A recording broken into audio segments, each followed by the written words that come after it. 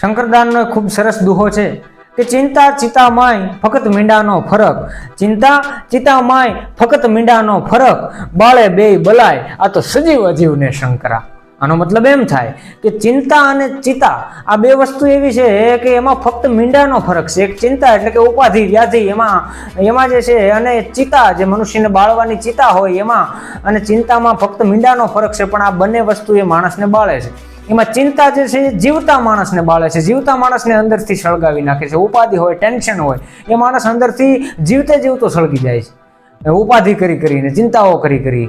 અને પેલી ચિતા હોય છે એ માણસના મળદાને બાળે છે। એટલે આ બે શબ્દોમાં ફરક તો ખાલી મીંડાનો છે, પણ આ બે જે છે એ મનુષ્યને એક જીવતા બાળે છે અને એક મરેલાને બાળે છે। એટલે ચિંતા ચિતામાય ફક્ત મીંડાનો ફરક, પણ બાળે બેય બલાય આ તો સજીવ અજીવને શંકરા। ધન્યવાદ।